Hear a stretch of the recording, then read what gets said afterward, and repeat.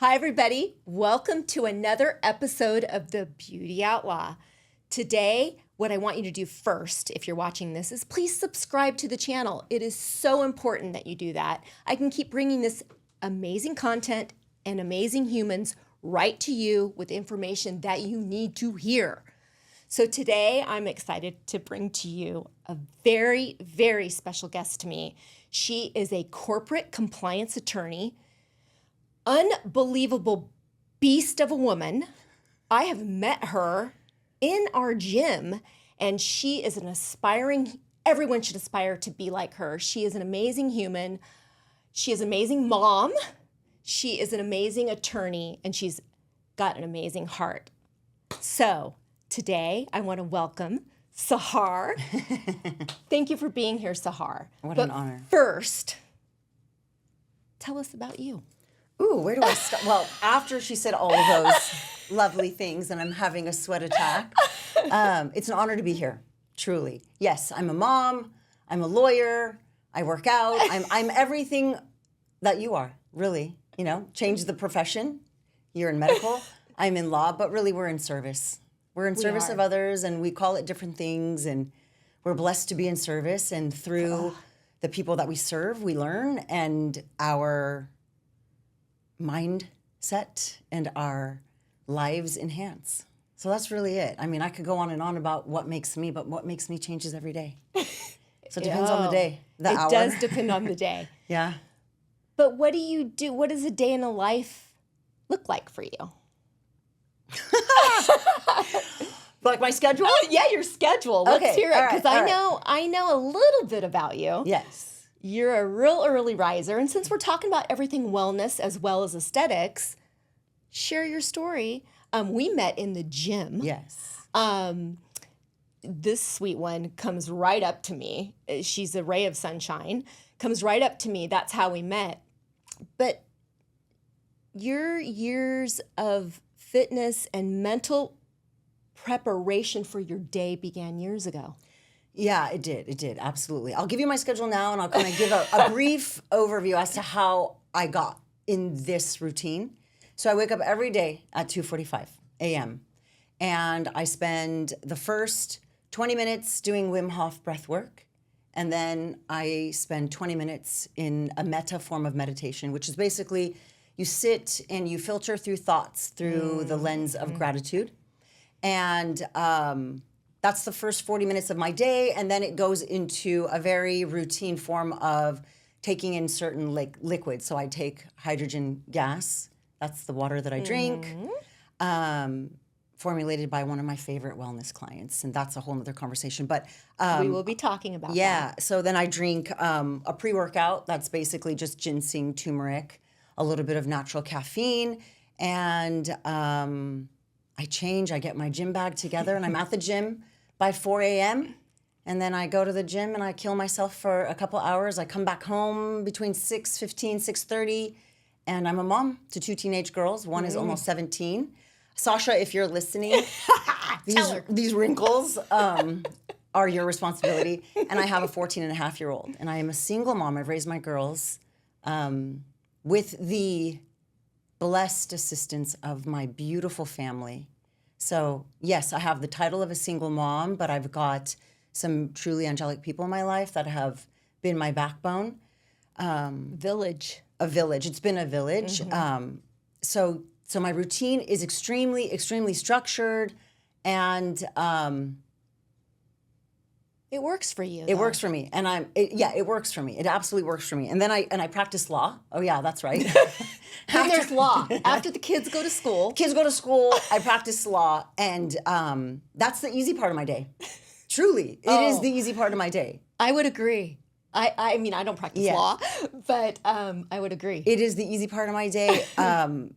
And my so I work what I call 24/7, which sounds ridiculous, but I have the luxury of representing some incredible masterminds in business, really. And they work weird hours, and some of them are international, and some of them do business overseas. And so my team and I, my brother is a genius of a human being who is my right arm, and then Henry Kang, who is my associate, who's been with me, senior associate, like they're like basically my two partners.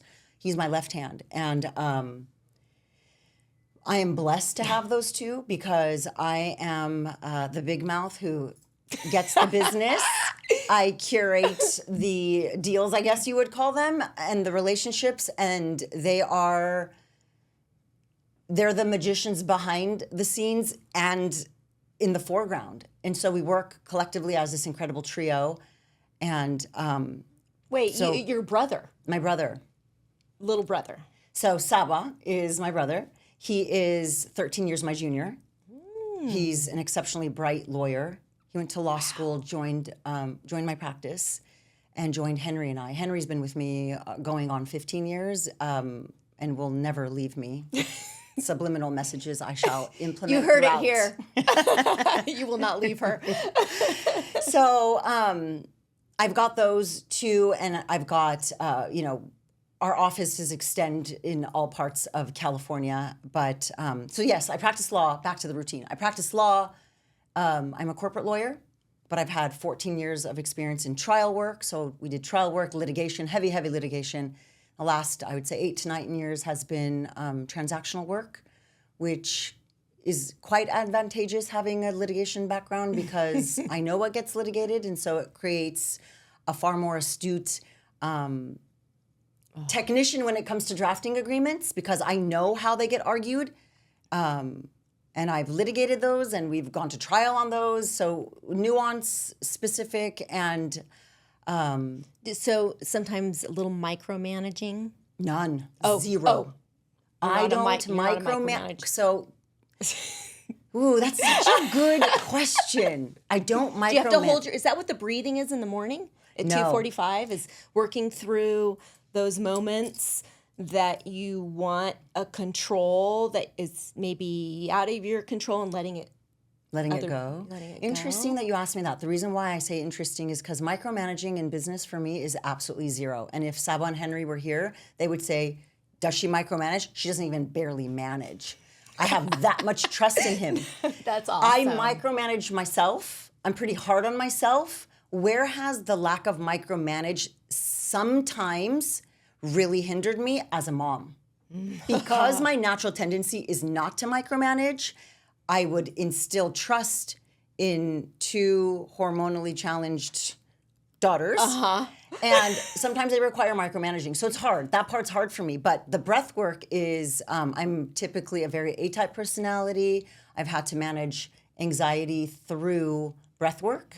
As a teenager, I went through high school and college and law school, like I'm talking crazy fast. I did college in 2 years instead of 4. I finished law school. I was practicing law at age 22. Everything was like boom, boom, boom, boom, boom, boom, boom. But within that realm of like rushing, it instills a sense of urgency in everything you do. And so my natural tendency is to rush, to speak really fast. Sahar, where did that come from? That impulse to now, fast need to happen. Before I was a mother, I would say that came from just being disciplined and knowing who you are and your parents. And I will tell you how humbled that has become for me recently with my daughters because I walk the walk, I practice what I preach. I'm a single mom, I raised my girls. I lead by example, and they're their own blossoming entity that couldn't be more different than I am. So that being said, I always pay homage to my father and my mother. My dad first, who basically said, you're going to be a lawyer, you're going to be a straight A student, and you're going to do A, B, and C. And I Do you hear that, Blake? Blake, listen to your mama. I did every single thing my dad told me to do. So I was talking to my dad over the weekend. Anything I am professionally, my success, for whatever it's worth, I say, thank you, Dad. I listened to every single thing he said. Now, my mother, equally as incredibly supportive. They're like the yin and yang. She's like this strong, incredibly resilient woman in this like costume of a sweet, angelic, quiet thing, but she's a powerhouse. And so She's the belt that holds those pants up. she is like the epitome of strength as a person. Wow. And she's a go, go, go, go, go, but very understated, never wants to be in the limelight. Very, very, very, she's like a subdued version of like Superwoman. She is a nurse. She's a nurse, and she's a brilliant nurse that uses her skill in nursing to calm her nerves in very high stress emergent situations.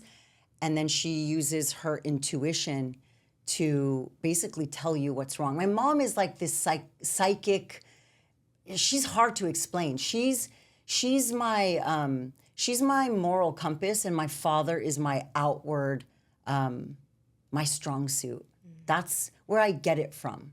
Now, using that model and always knowing like I am this way because my mom and dad, I expected my daughters To do the same thing. and they're not.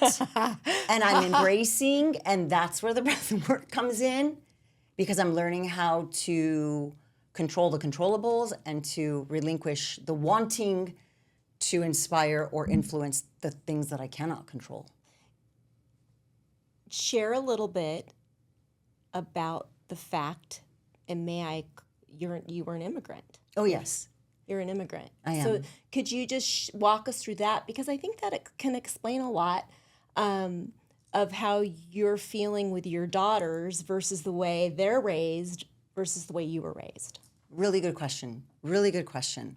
And it's interesting when I do these interviews, because sometimes I think like I'm sharing information, but your questions allow me to internally really revisit some of the areas of my life that I'm challenged in right now. So thank you for that question for more ways than I can express.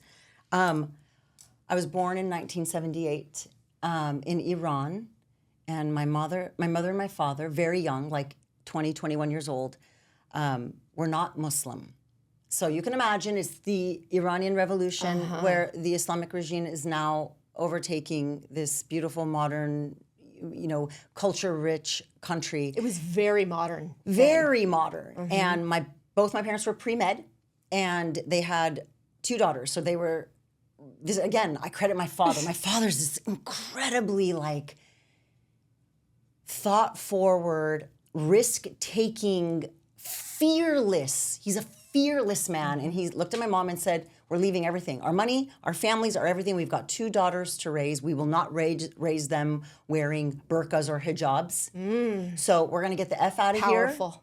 Jumped on an airplane, left everything, and landed in England for approximately 6 months, because my father went back and forth back in the day from Iran to England to learn English. So he had some familiarity with England. They went to England for about 6 months. I'm a little foggy on the timeline there. And then from there, they picked a random place on the map and landed there, and it happened to be South Central LA. So you got 2 Iranians in their early 20s, 2 daughters, not a dime in their pocket. Was this in the 80s? Yes. Oh, my. 79, 80. We are in South Central LA, and start from scratch. Like when I say start from scratch, this would be... They were poor, probably. Dirt poor. Yeah. Dirt poor, love rich, commitment rich, but they were kids. I mean, 21 years old. You don't speak the language at all. And my father is a proud American. When I say he's he is proud I hear of this often what from America immigrants. used to be.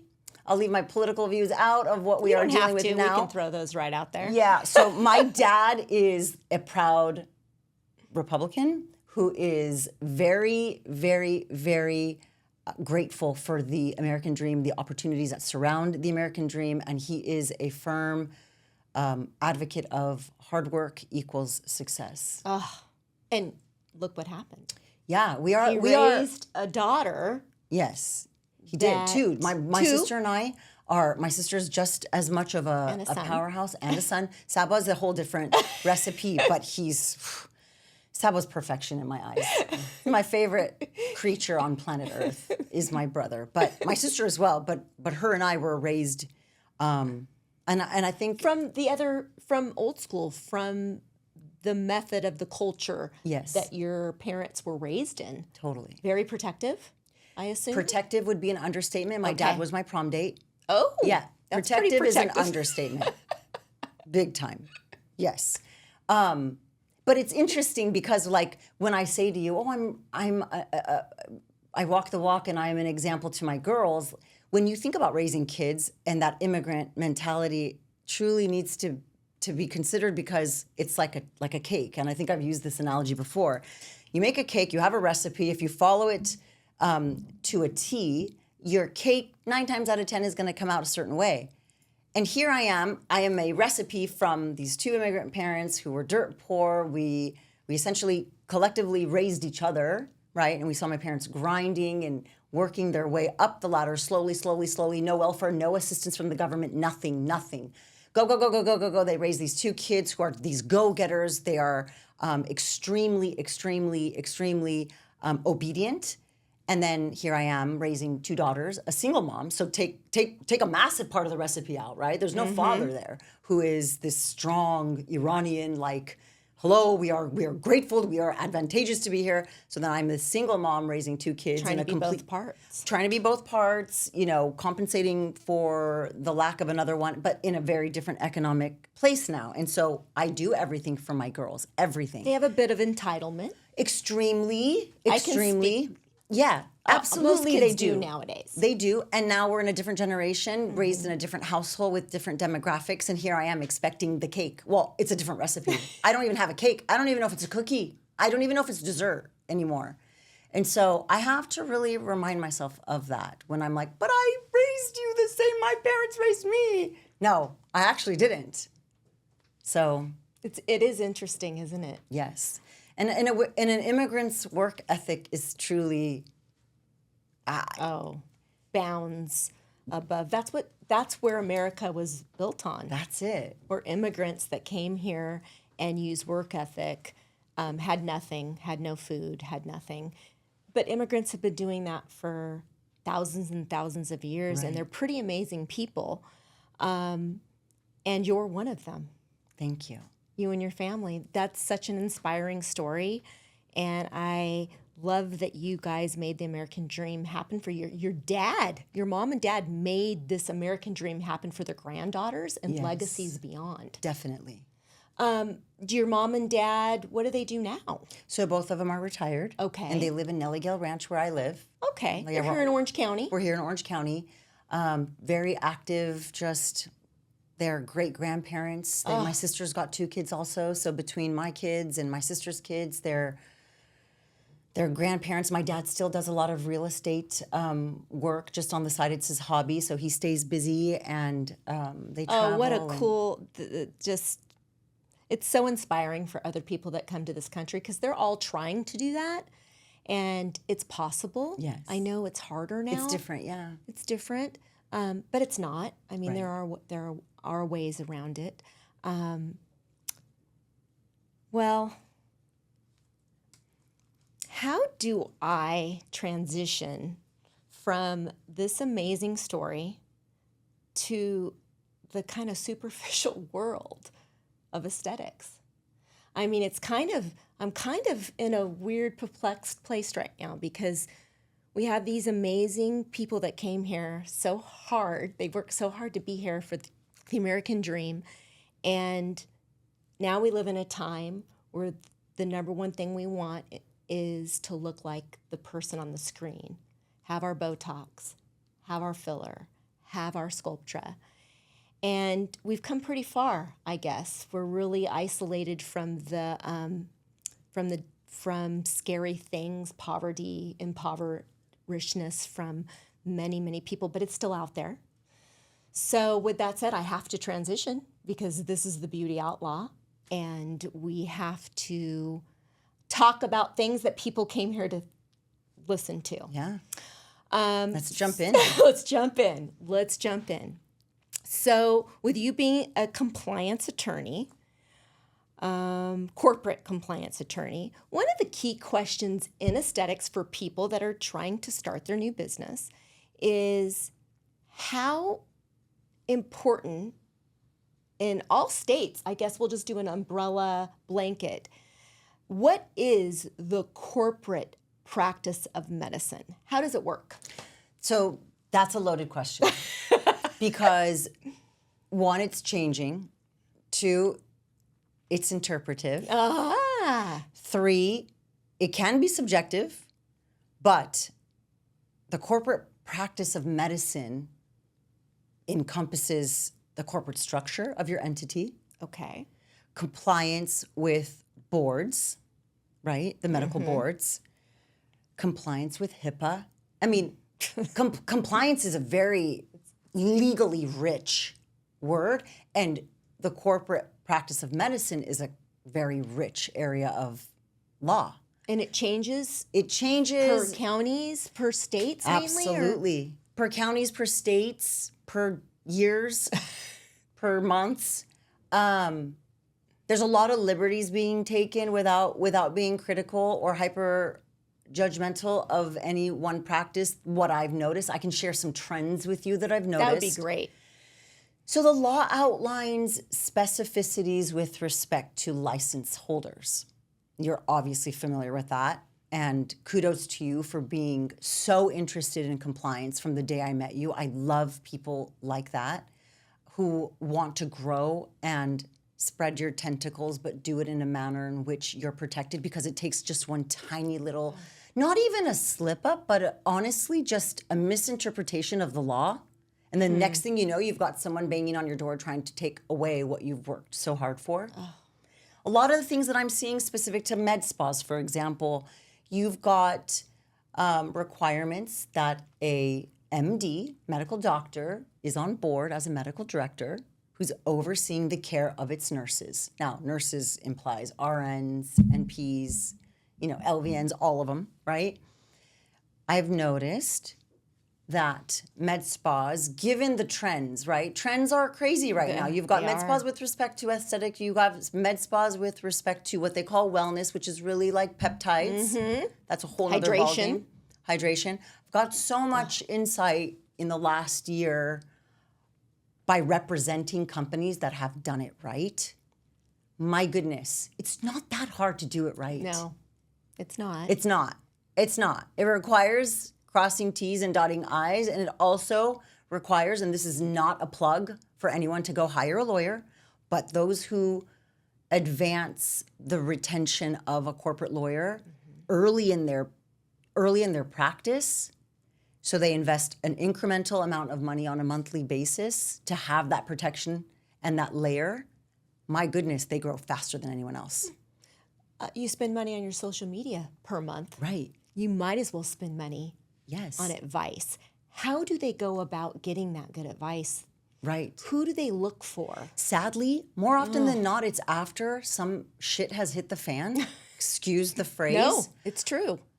But there are some pretty astute clients who will say, look, I'm starting out and I saw my friend get burned, so we're going to hire a corporate lawyer from the outset on our staff, and we're going to essentially default to the lawyer whenever we've got contracts that are being drafted, when we've got even waivers, sign-in sheets. We could sit here for 8 hours. That's HEPA. Yes, I could see. Oh, it's even more than HIPAA, really. It's more than HIPAA. It's also it extends past tort law as well, because tort law is intertwined so heavily in medical law, really, in any form of corporate law, but especially for medical law, or the law governing medical practitioners. Yes. So the clients who can, either by way of either having a mishappening in the past or in an effort to protect themselves or shield themselves from exposure, will retain an attorney, a corporate lawyer, and they'll just say, hey, listen, we need a sign-in sheet. What do you think? It's worth the money. It's an incremental amount. So think of it like an insurance policy. You pay a lawyer $2,000, between $2,000 and $5,000 a month. And we're just going to throw some numbers out there. They are your go-to, right? And you can foresee or maybe characterize that in your mind as an insurance policy, because you're then protected. There's a change in the law. The onus is on the lawyer to then implement and to say, hey, listen, I remember when we had these waivers, the law has changed. I need to make adjustments. The lawyer would then send an email to the staff, please replace it with this. it just allows the owner of the practice to like take a deep breath. To practice. To practice. I love my doctor clients. They're not the best businessmen. No. They drive me crazy, and I love every single one of them, but they drive me crazy. But they know it. They know, like, we're not businessmen. A lot of them kind of think that they are, but at the end of the day, like, they're these ingenious practitioners, like, practice, you know? So when you ask how do people go about it, it's just knowing that we are in a very sue-happy state. Yes. We're here in California, which everybody remembers. And before we came, you know, live and in these really cute chairs, we were talking about how it takes one unhappy person to essentially take your business from you. To take your, not even, or maybe to make your life a really living hell. And then you realize, oh my goodness, like I need a lawyer, and now you're playing catch up because now you're paying a litigator to do what a corporate lawyer could have prevented. So I always say, like, please, please, please, like, retain a lawyer. Every business should retain a corporate lawyer that they can at least say, hey, listen, I can bounce ideas off this person, or I just hired, you know, an HR staff. Can you direct them? Or have a lawyer come in every quarter and just have a 1-hour session with your team. Changes in the law, advancements in this, blah, blah, blah, blah, blah, whatever it is. Then you know, okay, I did my due diligence as the owner of the practice, and I have impressed wisdom from a paid corporate lawyer onto my staff. So I've crossed my T's and I've dotted my I's. And everyone walks away enriched. Yes, I would agree. People seem to have either a resistance or they don't want to spend the money on, I mean, I get that because I've been in business for 35 years. Yes. But also the world has changed. Yes. And so now it's imperative to have these things. Sahar, where I want you to focus on, especially in California, I know that there's many other states that are having this issue. Practicing, owning, being mid-level, nurse practitioner or an RN here in California, we'll speak of California. Here in California, you cannot own a medical corporation. No. You can own a percentage of a medical corporation at 49%, with the physician owning 51%.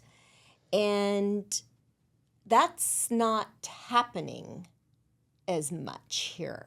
And I believe the medical board has been kind of had its ears up on that. And there's been some stuff happening here in California. Can you share a little bit about what could happen if someone, like a nurse, wasn't set up properly and she was working in her spa and she had her father-in-law's friend, who's a doctor, signing her paper, or not her paperwork, in order for her to get her supplies. She's having her supplies come in. And it's not if, it's when you have a risk event. Yeah. What happens to someone like that? The nurse, the doctor. Sometimes criminal penalties. Okay. It extends past breach of contract when you're dealing with human lives. Because it's not about, I gave you a prescription for a cream, it's not a big deal, you got a rash. These people are administering peptides haphazardly. They're giving injections and might not necessarily be properly trained. You're causing paralysis. So it's dependent on the injury, right? But sometimes it's a mild infraction, and it could cause you to, one, lose your license, and anyone you're affiliated with. So that dad's friend who's doing you a little favor can also be stripped of his or her license. Is it worth it? No. It's a fraud on the people is what it is. You might think that you're taking a shortcut and you're going around the parameters that are set forth by the medical board, but really what you're doing is you're creating a petri dish for total disaster. And it's just a matter of time before. It's like anyone who, has an FDA violation. Eventually, they're going to knock on your door, or the IRS. It's the same thing. It's the same. Hi, everybody. This episode is sponsored by Pretty Girl Cosmeceuticals. These products are the best. If you're not using them, you need to use them. You can contact JKH Aesthetics anytime, and we will give you a consultation about how to use these amazing products. We have Glow Girl and Ice Drops. These will keep you young, healthy, and glowing every day of the week. And now, back to the episode. Or isn't even the people that have their ducks in a row or think they do, they have their attorney, they have their MSO and practicing their corporate practice of medicine. These are nurses I'm speaking to. They can still be attacked, right? And have big problems. My clients are attacked every day, and I'm talking about surgeons. It's a very common practice. I mean, you're dealing with humans. Yes. And you might think you're really good at vetting out someone's mental state. But you bring an individual in, and God bless the people who are doing this, who are creating environments where people can come in and you know, basically perform as if they're mentally stable, you know, fall under your care, and then have a glitch completely unrelated to you or your work occur and then penalize you because they want to recoup costs. Yes. That happens a lot as well. So even the ones that, like you say, are extremely legally buttoned up are still under attack. It's what we call the cost of doing business, unfortunately. But with that said, every medical practitioner, every doctor who opens up a practice that's not under the shield or the guise of a big hospital that is, you know, funded by a massive corporation with its medical malpractice being paid for with layers and layers and layers and layers and layers of protection. You open this beautiful office, you're now the target. And it just takes one unstable patient or a patient who might be stable but truly believes in their heart that this thing here was because you put that here, right? Mm-hmm. And they're coming for your throat. Yep. So we, all of us are under attack. It's just really, really, really disheartening for me when I see those who take these liberal liberties with the law and just think, well, you know, this year was good. This year was good. Well, next year might not be. No. And there's also a lot of whistleblowers, and there's also a lot of people who watch other people's practice. And some of these people are so openly verbose on Instagram, and they're just displaying how extremely, you know, successful they are. I always say, like, be careful. Like, don't put everything out there unless you're totally buttoned up. And even if you are, you might want to tone it down. Problems. You do. You still have problems. I mean, I shared with you, I was sued for malpractice by an extremely mentally unstable individual who didn't know me, who never retained me as a lawyer, who had 60 plus active cases in the Orange County Superior Court, and I spent 5 years defending myself against an absolute crazy person, completely fraudulent complaint. Mm-hmm. So welcome to our extremely liberal justice system that allows for that. So just imagine, you know? Yes, just imagine. You're dealing with any industry where you have a business, but in aesthetics, it takes, and I'm talking to people that are injectors right now, you know, or in any part of wellness, you know how your patient isn't always, they don't see what you see. No. They don't see what you see. Photography, is that important? Absolutely. Before and afters. How important do you think that is for anyone in an aesthetics industry, a surgeon, to have that as your protection mechanism? If I could counsel you on just one thing, I would say, any patient who walks through this door, please, please, please just assume they're going to sue you. And I don't mean to say that to be jaded, and I don't mean to say that to treat them like a liability, but please treat them like a liability that you might have to defend yourself against in the future. Then you'll do all the right things. Yes, exactly. You're prepared to refute an illogical or a non-meritorious claim that potentially could come against you. I think you're also doing that patient a service. Absolutely. Because you're putting all the measures in place. You're hypersensitive to it, and you're giving them the best outcome all around. Right. So it's it's great for the patient as well to have all these things in place like an attorney. And outside of that, you're doing a service to the patient who sometimes, and you know this better than anyone else, patients, when in this aesthetic world that we're in now and in your practice in aesthetics, they sometimes tend to lose sight of reality. And this isn't enough. My lips aren't big enough. My cheek aren't, you didn't put in what you said you did. And you've got photos to say, please, please, please, let me bring you back down to reality. And you've got this in comparison to that. And you use that contrast to very gently but professionally enlighten them on the fact that they're now immune to their own reality. I gonna bring this up. So Sahar and I were in the back. And she says to me, what do you think of Sculptra? You think it really, it works really well? This is a prime example of what we see ourselves as and somebody else sees and our outcomes. And she said, because I had two, is it okay if I share all this? Yeah, please do. Go ahead. I had 2 rounds. How many do I need? How many vials should I have? And I said, well, you could 3 or 4. You could have multiple sets. Well, when do I start seeing it, you said to me. When do I start seeing it? And if the patient isn't prepared right and doesn't understand outcomes and doesn't have a good understanding of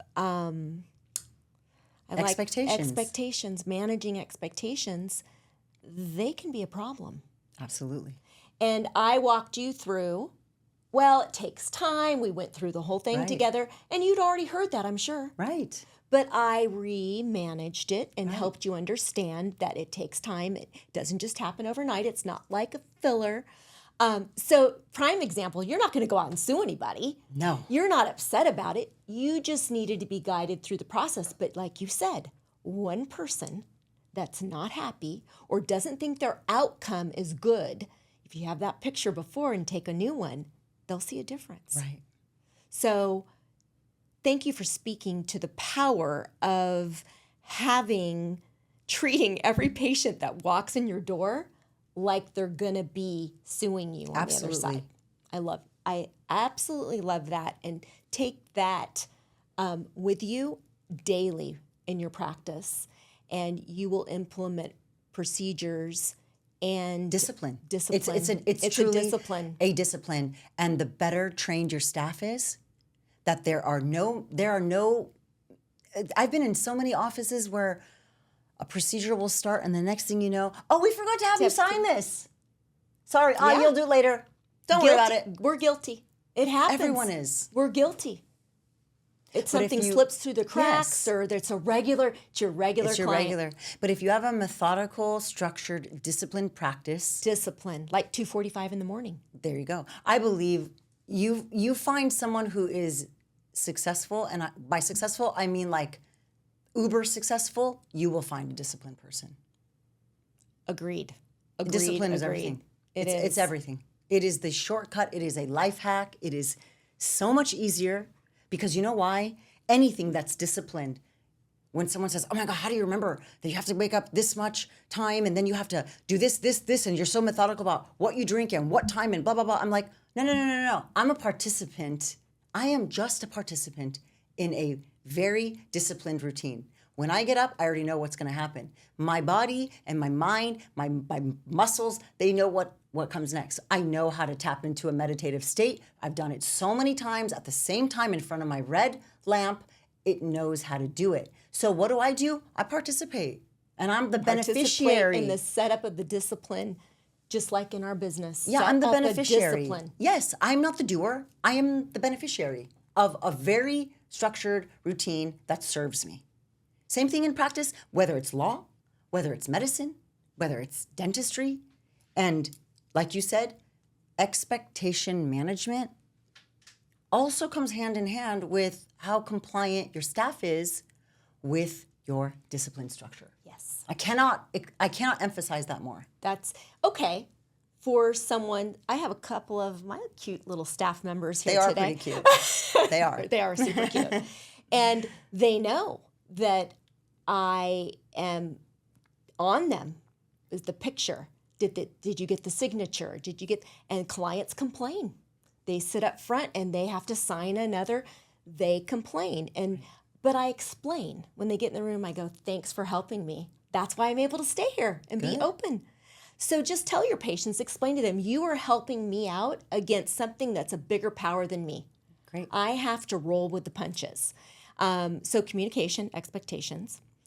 I want to flip a little bit to something that you know a lot about, and I'm a little bit nervous about because I've seen a lot of negative outcomes.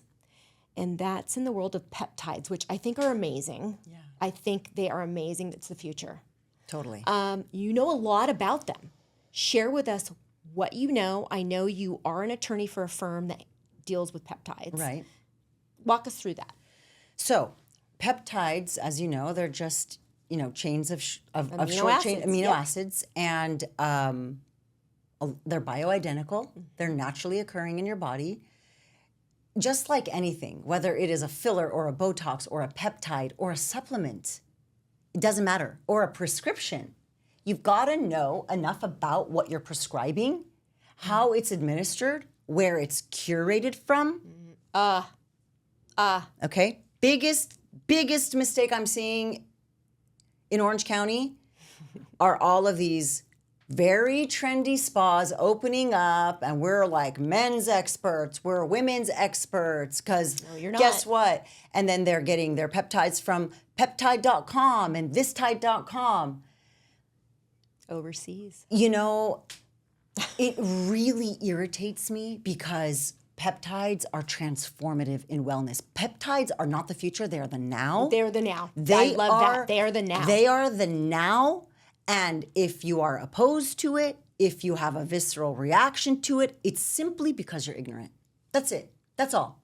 And because mainstream media has done a very effective job of demonizing a peptide that has caused you to believe, oh, that's a shortcut. Oh, that didn't do that. That was only tested on rats. The FDA didn't do this. Yeah. Like, come on, please educate yourselves a little bit. I'm a lawyer. Like, I love law and I love compliance, but I can tell you that our industry, with respect to big pharma, big food, FDA, the amount of corruption and the amount of hand holding and money exchange, that's not a conspiracy theory. It is fact. Okay? So, with respect to peptides and respect to these spas that are opening up, I want to say, I believe their intentions are very good. I believe people want to help people. Maybe they tried something, it worked for them, and now they want to monetize on that by being a spokesperson for it. However, where you source your peptides, if it is not from a compounding pharmacy, and that pharmacy is not triple, quadruple checked for efficacy, I could plug, and I probably just will. Transcend does it so damn good, and that is why they are where they are. Ernie, we'll have their information. Yes, and I want to plug them for a second because of the amount of heart and soul that has gone into this business. Ernest Calling, who owns Transcend, has made it his absolute mission to be the real deal behind this company. Amazing. It's amazing that anyone would go anywhere else. And again, the med spas that are doing it. It's so frustrating for you, I can tell, because you know too much. I do. It because I'll tell you a little. Sorry. They use a few compounding pharmacies, and those pharmacies batch test. And when I say batch, I'm talking millions of dollars in a batch. And if one batch isn't exactly as they expect, that entire batch is trashed. If they lose money on it, so what? So what? You want to talk about buttoned up? They're buttoned up. And the pride and the caring about the patient. Their wellness directors will guide you through everything. Again, I'm not even plugging them. What I'm just saying is what a great cross-reference I have when I have to bite my tongue when I see these other Orange County offices opening up, and then I'll go, oh, well, where did you get your peptides from? Well, last week we got them from such and such, and this week we got them from, I'm like, the same place that Instagram. Whatever's cheaper. Yeah. Be careful, please. spend the money. You're putting something in your either your intramuscularly or subcutaneous. You're putting it in. It's communicating with your cells.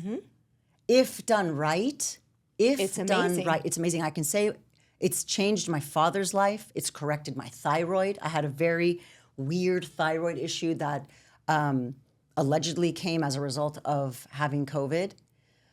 I'm not vaccinated. That's my own preference, but I did get COVID. It didn't rock my world, but then I got a weird thyroid condition that just really, really made a very challenging situation for my life. And these peptides have reversed all the damage Those from little that. It's communicators. went in and amazing. they're just amazing communicators. And when they're managed correctly. When they're managed correctly, they are truly the essence of wellness. I can see why they're under scrutiny because they do threaten pharmaceuticals Big time. big time. Even the semaglutide and Yep. the tirzepatide and all the flack that's getting. Those one of- appear to work just as well as the brand names. They work better than the brand names because they're compounded We're and they're seeing it. curated based on dosage, number one. Number two, the reason why they're demonized is not because of the peptide. Insulin is also a peptide, let's not forget. They're demonized because of abuse. And abuse is not just patient abuse. It could also be provider abuse. So it's not so you can't just, flip a label on something and judge someone. Oh, you didn't do that. You didn't do this. No, please understand, educate yourselves. Spend a little time investigating what it is. Don't just say you know what a peptide is. Do you know what a peptide is? Do you know why it works? Do you know why it's dangerous? Do you know why it's effective? Understand that. So my hat is off to the practitioners who really do the work. I'm a lawyer and I read more medical journals and peer-reviewed journals on medicine than a lot of my clients. That's what makes you a great attorney. Because you're not going to represent anyone. No. Well, it's who you are. You're not going to go represent anybody unless they're ethical and they're above board. Period. Of course. And I feel and know that about you. It's Yes. just who you are. Yes. Period. I am as a corporate lawyer, I'll say, I am intimately intertwined in my clients' practices. So you go to a litigator, you have a case, you hire the lawyer, they see you through litigation, you write them a check, goodbye. As a corporate lawyer, I sit in on their meetings, I sit in on their HR issues, I am in and out of their offices. I'm basically part of the C staff, but I'm not a C staff, right? I'm not... You're not providing. You're not. I'm not providing- welcoming patients. You're So I'll do behind that the if I'm scenes. there. Sure. Most of them know me. But what I'm saying is I am an arm to the CEO and the president. I'm so intertwined in the business practice of my clients that I am one of them. When I'm with my construction clients, I am an Part of their owner community. of their office, of their practice. When I am with my tech people, when I'm with my fashion people, when I'm with my medical people, I go to their quarterly meetings, sometimes their weekly meetings. I have a client where... Well, I don't mean to cut you off, Yeah. but I think you went to a big event here recently in Vegas. Oh, yes. I went to the Peptide. Yes. What is the up and coming? Anything that you want to share with us? Sure. That's what I mean by the future. It's so many people don't know about these things. No, they don't. It's so privately held and the information is kept so tight. You don't even see it shared really on the internet. It's this new trend of fear-mongering and fear of what you don't know, and it forces people to extend themselves in an area that they're not familiar with, and so it's easy to poo-poo it or to label it or demonize it. And I, through my breath work, mastered the art of biting my tongue when I see someone who has no idea what they're talking about have an extremely verbose, visceral reaction. You just have to go, You have to teach me that. all right. It's not easy, but wow, it's quite effective, With respect to the peptide conference that I went to, it was put on by Dr. Seeds. I don't know if you've read his Yes. books. If you haven't and you want to know about peptides, please pick up Dr. Seeds, Seeds. His books are fantastic. they'll give you the history, the background, and the application for the peptides. But what's up and coming is what everyone's using already, really. Everyone everyone, meaning the people who are already using the peptides for either anti-inflammatory purposes or, What is the one that they used for anti-inflammatory? BPC 157. Yes, that's it. BPC 157, fantastic. It's anti-inflammatory on a systemic level, and it's also area protective as well. I'll tell you something funny. I've been a runner my whole life. By runner, I mean a sprinter. So fast twitch, slow twitch muscle work my entire life. And I work out a lot. I don't have a lot of body fat. I'm full of muscle. I'm pretty covered up right now, but You can tell she's full of muscle. so the reason why I say that is not to say that I'm full of muscle. It's because I want you to know I work my ass off every single day. Yeah. But decide to go play pickleball. Something different. Something a little bit different. Now, it was after like an hour and a half of heavy legs at the gym. And I decided to go play pickleball. And it's the last hour of playing pickleball. And I bend over to pick up the ball. And I turn around and I ask Cyrus. You can't do two things at once. I ask him, who shot me? I thought someone shot me in my calf. Like literally. I fell to the floor and I thought, great, I've ruptured my Achilles tendon. But it felt like a bullet went through my calf. That's what it feels like. Worst pain of my life.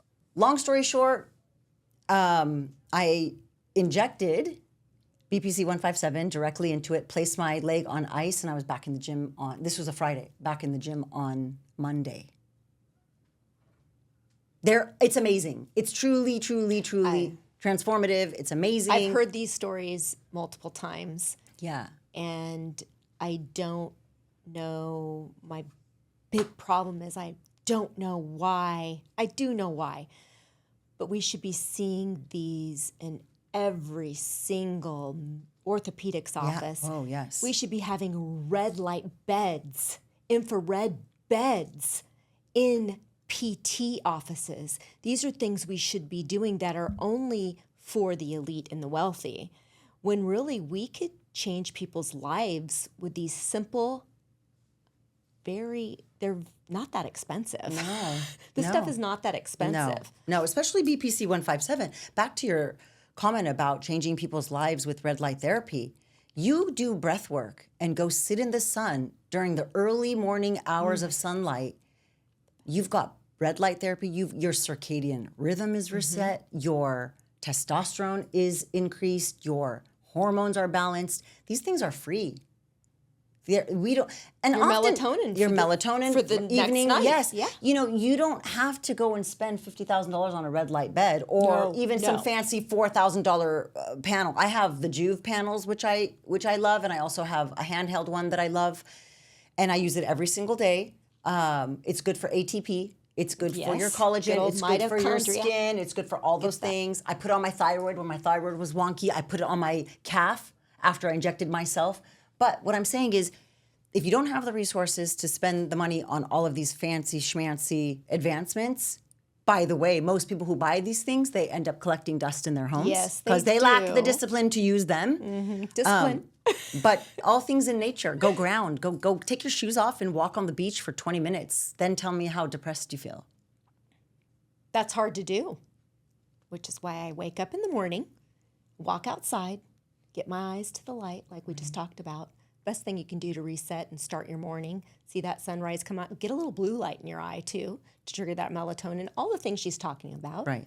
If people are interested in peptides and these types of anti-inflammatory agents and insulin regulation or weight loss, Sure. what would you, as an attorney, do you have information? What can the patient, now we're talking to patients, Sure. what should they look for before they walk in a wellness center that says that they offer these things? What a great question. Okay, I'm talking directly to the patient. Yeah. And I would tell you, ask them, do you use a compounding pharmacy? Number one. Have you used this compounding pharmacy for a long time? Or Do you order them online? How do you Obtain. source your peptides? Who's overseeing my care? Is it a nurse? Is it a doctor? How well versed are they in the peptides? Do you use the peptides? What have you seen? One question I like to ask is, if I were your sister, would you recommend this for me? Love that question. You know, because it really it causes the listener to personalize the care. But I would want to know, how long have you been in practice? Where do you source your peptides or whatever injectable you're using? Where do you source it? How long have you had a relationship with this company? Are they regulated? How are they regulated? Do they perform batch testing? Third-party batch testing? That's a great question. Do you perform third-party batch testing?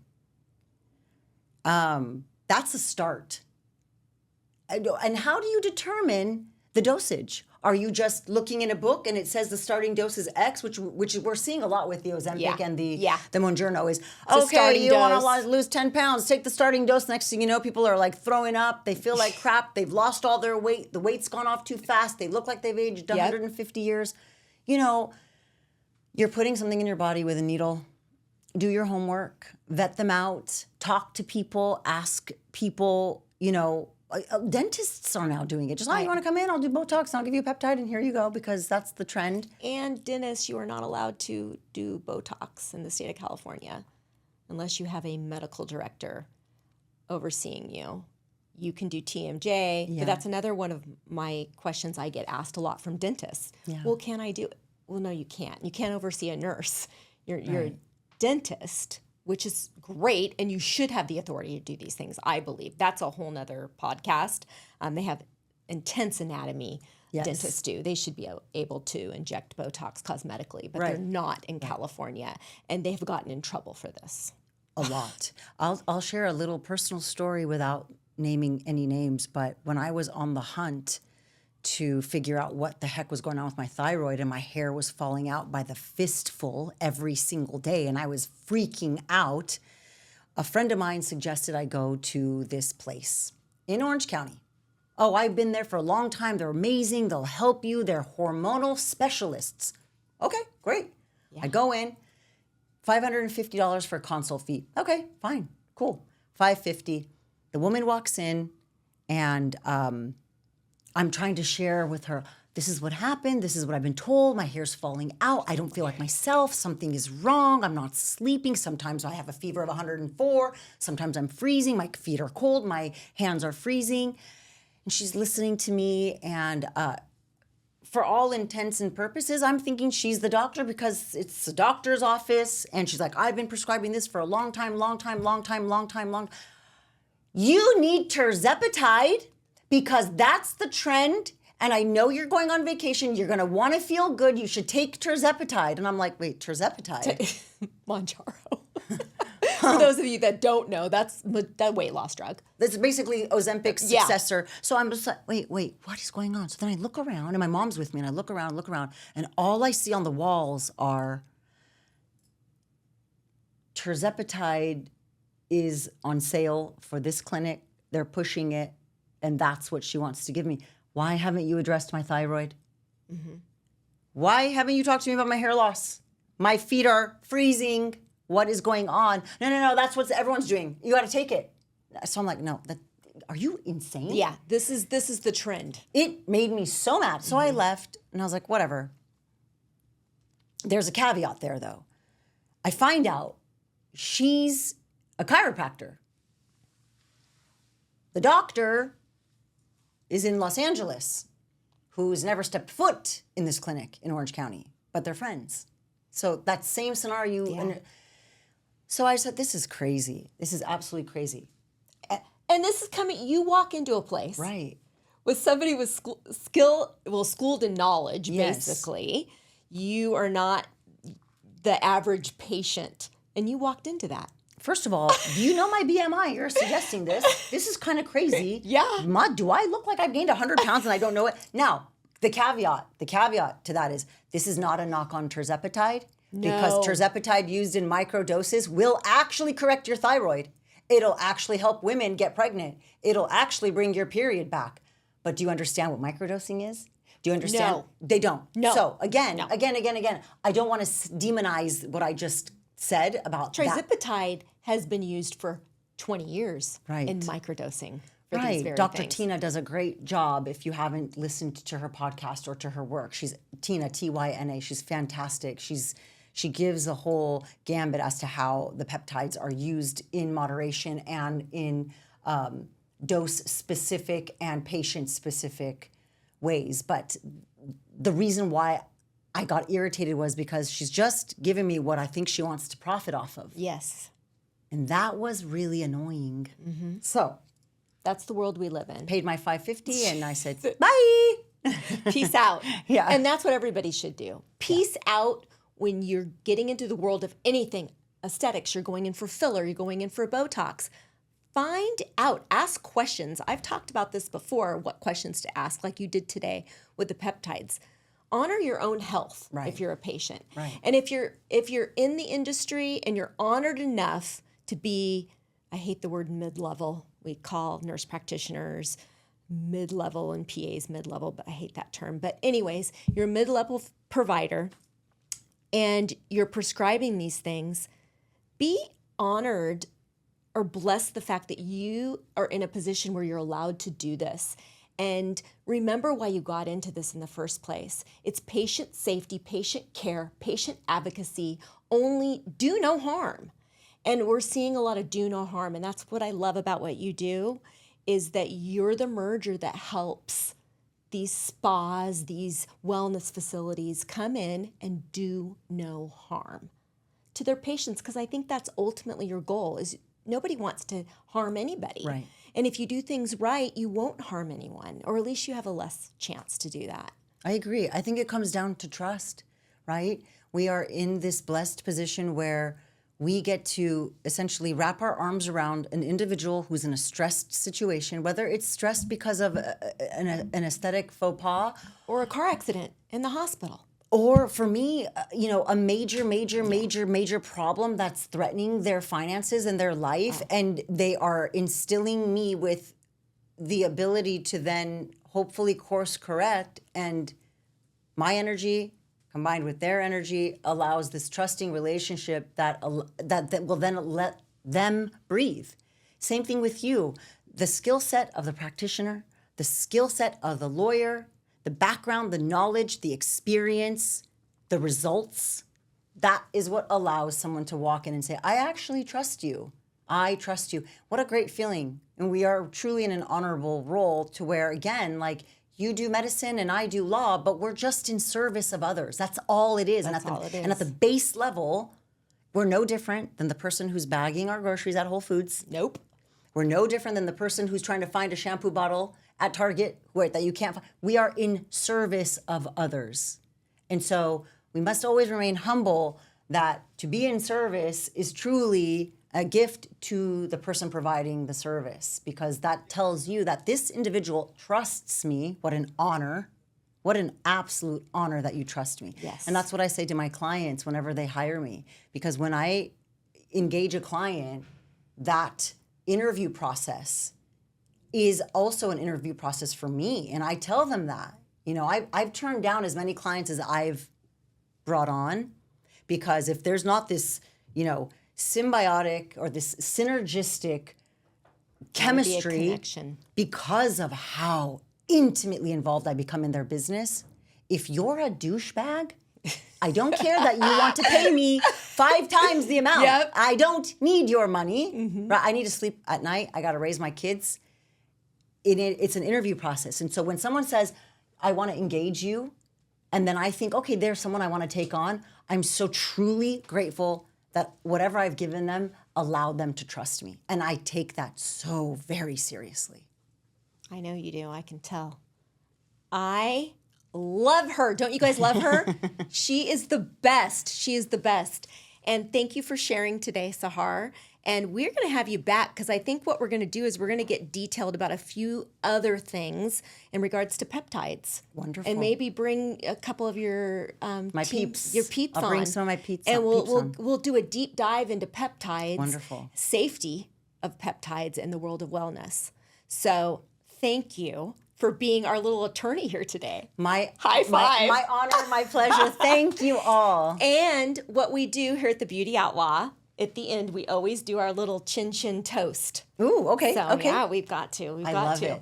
So we're just, we're waiting for the bar to ramp up over here. I thought I saw a bottle of champagne. I love it. They pulled one out, but I always love to do a little toast to you sharing your busy schedule with everyone here. Because sharing our knowledge and what we've learned over the years only helps the world. So it's paying it forward in little ways, but we're doing it here today, and thank you so much for doing that. Is the bar not open back there? Thank you for being a cheerleader for people in this practice and encouraging them in a non-judgmental way to get compliant. I love that about you. You don't bash people, and I love that because I do believe everyone really wants to do the right thing. They do. Look at this little cutie. She's This is Leslie. Thanks, Leslie. So thank you, Sahar. Love you, girl. Thank you. I love you more. Cheers. Cheers.